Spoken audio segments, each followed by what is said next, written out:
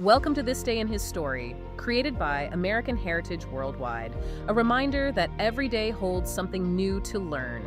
Have you ever wondered what life would be like without bicycles?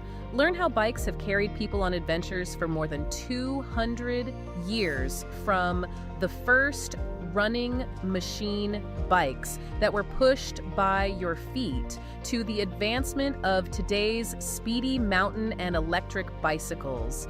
Discover that whether you are riding through a neighborhood, racing in the Olympics, or learning to balance yourself for the very first time, bicycles have brought fun, independence, and excitement to people of all ages around the world.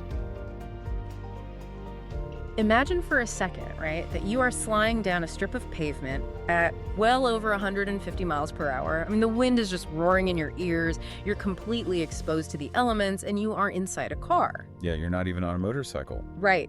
You are entirely 100% powered by your own two legs. Which, I mean, it sounds like a physical impossibility, honestly, or maybe some kind of superpower that completely defies the laws of physics. It really does. But it is a documented reality for the absolute peak of human cycling. So, welcome to today's deep dive. It's actually World Bicycle Day, and we are unpacking a really huge stack of sources dedicated to an invention that is, well, reliable, mechanically brilliant, and honestly, the perfect environmentally clean mode of transportation. Absolutely. And, bicycles provide this incredible independence. Plus, they're an amazing physical activity for people of all ages. And they're just fundamentally fun. They are. But to truly appreciate that fun, we have an interesting mission today for you listening. We're going to trace the wild and surprisingly dangerous evolution of the bicycle. Yeah, because when you analyze the history of this machine, a really fascinating paradox emerges. I mean, the bicycle gives us this incredible wind-in-your-hair freedom, but as you'll see in the sources, true freedom and true safety, they only happen when rigorous structure and strict rules are applied. I love that contrast so much. And to understand the immense freedom that bikes give you and me today, we first have to, look back at the quest for balance and propulsion, because the earliest iterations of the bicycle were chaotic, difficult, and just genuinely terrifying. Oh, terrifying is the right word. The first real attempt to solve personal mobility happened back in 1818. Carl von Drais invented this thing called the dandy horse, which was also heavily marketed as a running machine. Okay, let's unpack this, because looking at the diagrams in our sources, it's really hard to even call this a bicycle. It's basically just a beam with wheels. Exactly. It was this heavy wooden frame with two wheels, but it had no pedals, it had no brakes, and initially it totally lacked any functional steering mechanism. Yeah, you couldn't even turn. Right. You propelled it entirely by sitting on the frame and awkwardly running along the ground with your boots. I mean, it is essentially Fred Flintstone's car, just missing the dinosaur. That is a perfect analogy. Yeah. And you have to remember, the cobblestone streets of 1818 made that design absolutely brutal on the human body. Oh, I can't even imagine. Right. I mean, you had to absorb every single bump right through your spine while trying to balance this heavy wooden beam between your legs. Inventors quickly realized that balancing on two inline wheels while just moving at a walking pace was incredibly difficult. Because the gyroscopic effect that keeps a modern bike upright, that only kicks in when you have enough forward momentum, right? Exactly. So the immediate reaction was to just ditch the two wheels entirely. By 1850, we see the introduction of the first three-wheeler. Oh, so they basically went backward to tricycles. Yeah. They essentially traded speed for stability so people wouldn't have to constantly drag their feet just to avoid tipping over. But, the desire to move faster than a brisk walk pushed inventors right back to the two-wheel design. And the real breakthrough in propulsion happened in 1858. Right. This is when someone finally had the bright idea to attach pedals directly to the hub of the front wheel. Which resulted in a machine that earned the very literal nickname, the Bone Shaker. The Bone Shaker. Yeah, it was not a smooth ride. Not at all. But the moment you add pedals, you solve the propulsion problem, but you introduce a terrifying new issue, which is momentum. In 1868, Ernest Michaud refined the Bone Shaker into what he called the velocipede. And that one is widely considered the very first true bicycle. Yeah. And by 1868, these velocipedes were being mass manufactured in the United States and gaining massive popularity. But reading through the historical accounts, there's a detail that completely shocked me. Oh, I know exactly what you're going to say, the lack of a stopping mechanism. Yes. I mean, in 1861, they had a crank and pedals, meaning human beings were suddenly traveling faster than they ever could on foot, but they still had absolutely no brakes. Not at all. It's insane. You're building up all this kinetic energy, flying down a hill, and your only option to stop is to wildly drag your leather shoes on the dirt or, like, purposefully crash into a hedge. It is such a perfect historical example of human ambition vastly outpacing our understanding of safety. I mean, we demanded speed long before we engineered a way to control it. That's so true. But the first major step toward control actually came through comfort. In 1869, inventors finally replaced the harsh, jarring iron wheels of the velocipede with solid rubber tires. Which had to be a massive relief for the riders. Oh, definitely. It provided just enough traction and shock absorption to make the ride manageable. And it's funny, that exact same year, 1869, the term bicycle was officially coined. So they finally get rubber tires, they have a standardized name, and humans have figured out how to basically balance and propel themselves. So naturally, the immediate next thought was, how do we go insanely fast? Right, because that's what humans do. Exactly. And that need for speed kicks off a period of incredibly bizarre, logic-defying designs. So enter the 1870 penny farthing. The iconic, almost comical silhouette of the Victorian era. Two wheels, but one is absolutely massive, like sometimes 5 feet tall, and the rear wheel is tiny. Yeah, and it was named after two differently sized British coins, the large penny and the tiny farthing. But the sources are very, very clear that this bicycle was extremely dangerous and notoriously difficult to mount. Oh, for sure. You had to literally vault yourself up onto a tiny saddle suspended 5 feet in the air. So if it was so extremely difficult to get on and off, why design it with one massive wheel and one tiny one in the first place? It just seems counterintuitive to everything we know about balance. What's fascinating here is that the giant front wheel wasn't an aesthetic choice at all. It was a pure mechanical necessity. Really? Yeah. You have to remember, this was before the invention of the chain drive or modern gear systems. The pedals were attached directly to the center of that front wheel. It's called the direct drive mechanism. Oh, okay. So that means that for every single rotation of your legs, the wheel rotates exactly one time.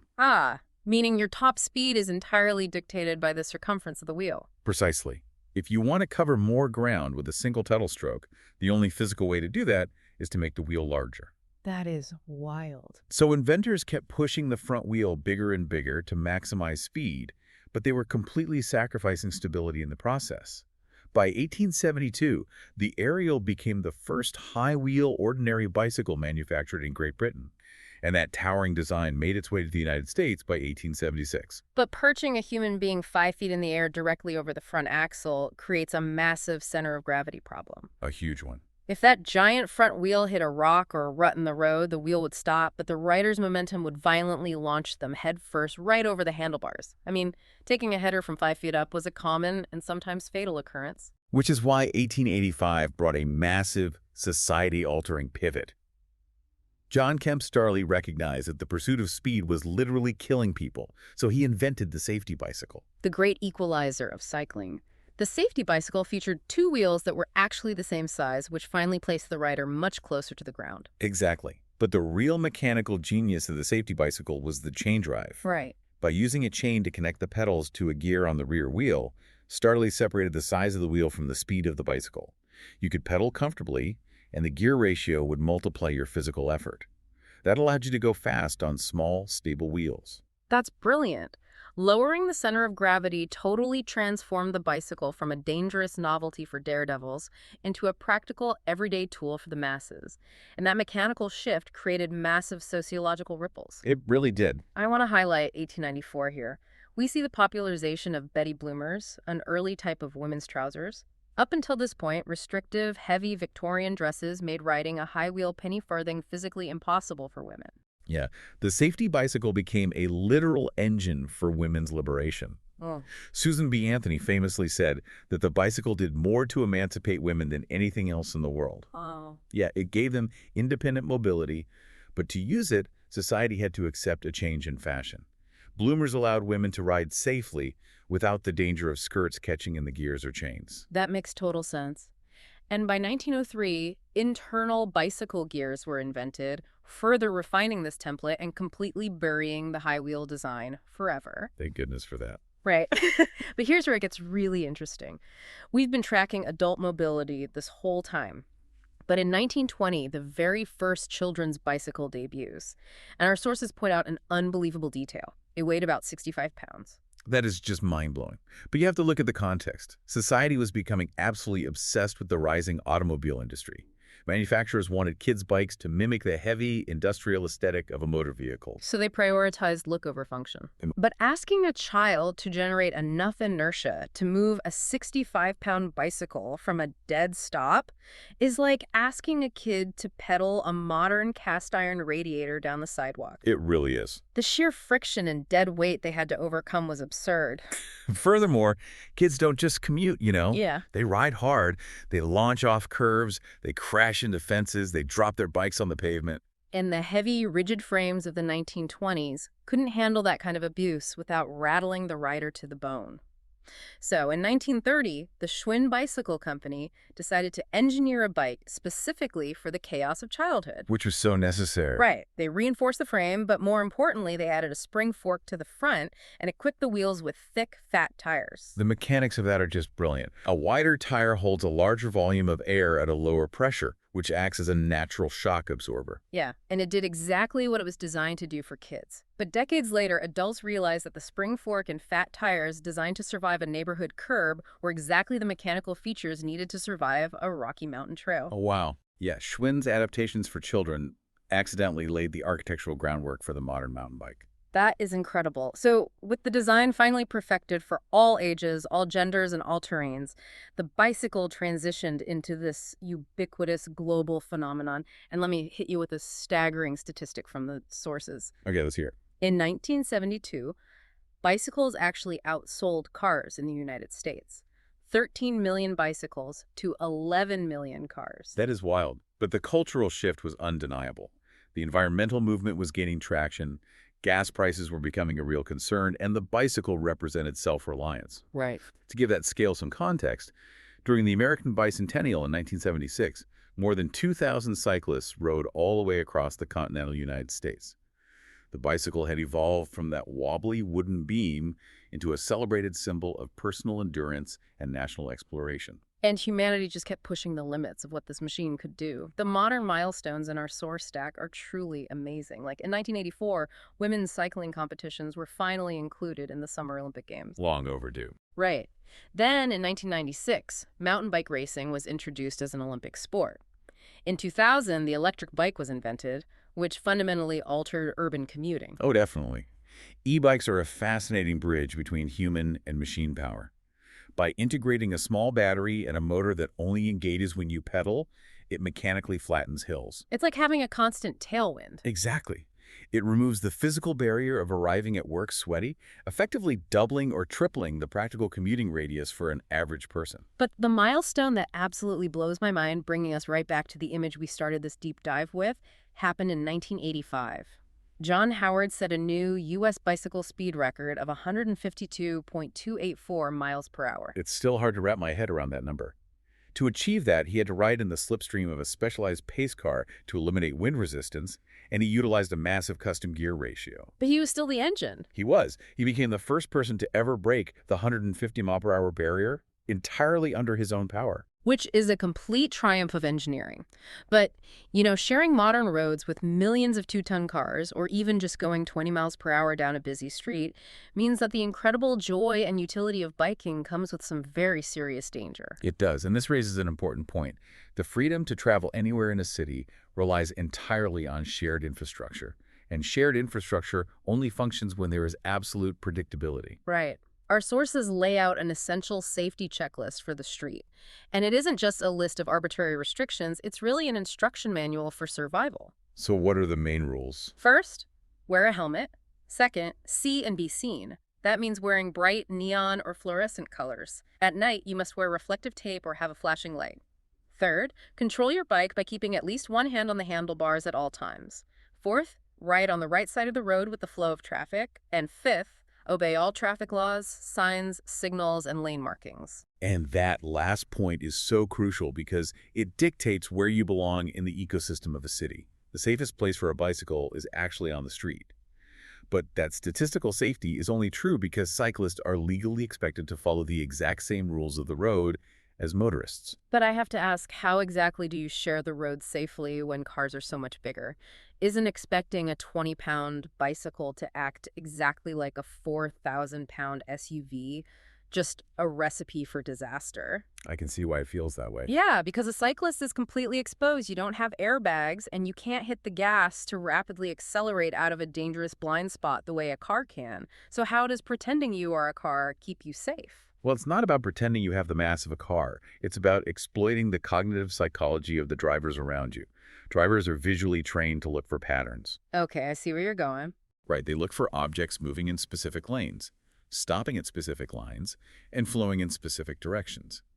When you weave in and out of parked cars or dart onto the street from a sidewalk, you violate that visual pattern.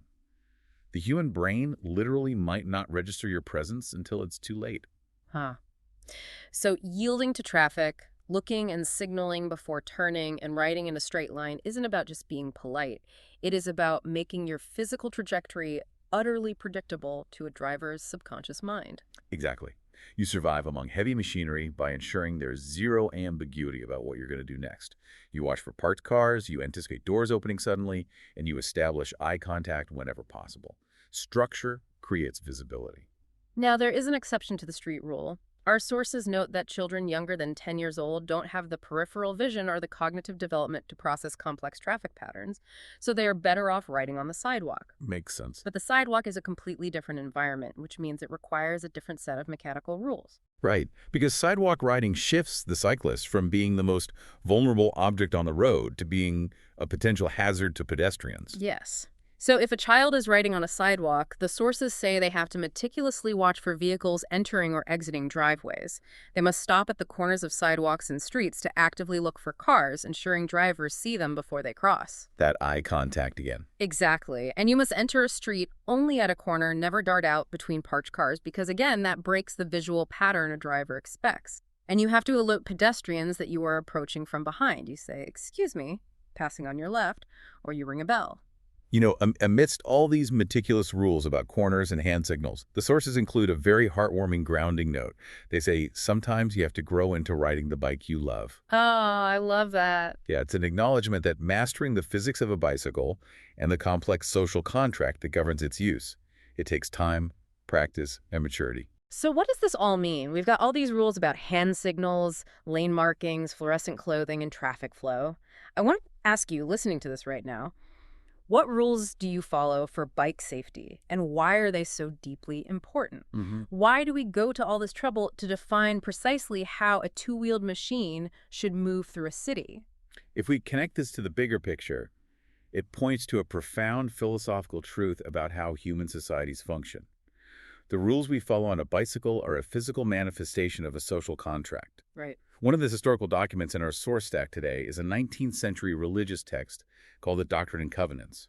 What's fascinating is how Section 134 of this text frames the underlying philosophy of law. What does it say about the nature of these rules? It states, and I quote, "We believe that governments were instituted of God for the benefit of man, both in making laws and administering them for the good and safety of society." Wow. When you view traffic laws through that analytical lens, obeying a simple rule like stopping at a sidewalk corner or signaling a left turn or strapping a flashing red light to your seat post, it completely changes the narrative. It really does. It isn't just a municipal chore, you know? It isn't just a strategy to avoid a dented fender. It is an active daily participation in a framework designed specifically for the mutual good and preservation of human life. Yeah, it completely transforms the way you look at a stop sign painted on the asphalt. That white line isn't a restriction on your freedom to ride. It is the very architecture that guarantees you can ride safely to your destination without colliding with someone else exercising their freedom.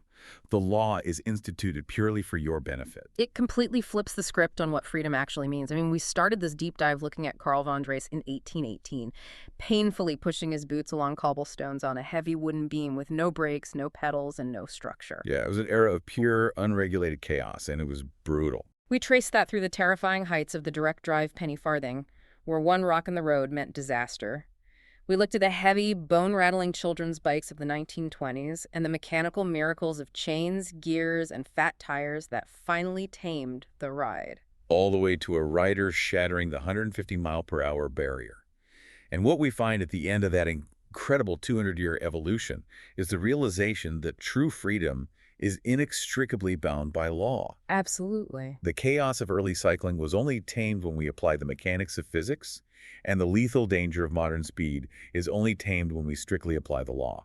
I think that's the perfect takeaway. And I'll leave you with this final thought.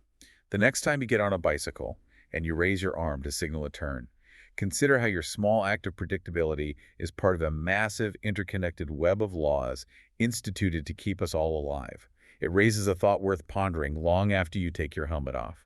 In what other areas of your life does submitting to a structured rule actually grant you the ultimate freedom to move forward safely? Imagine that 150-mile-per-hour wind roaring in your ears again. The only reason a speed like that is a human triumph and not a catastrophic tragedy is the invisible structure of rules holding it all together. Keep pedaling, keep trusting the rules of the road, and we'll catch you on the next deep dive.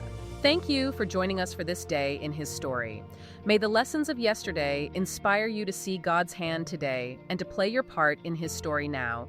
For more faith-based learning, visit ahsworldwide.org, the homeschool for faith and family.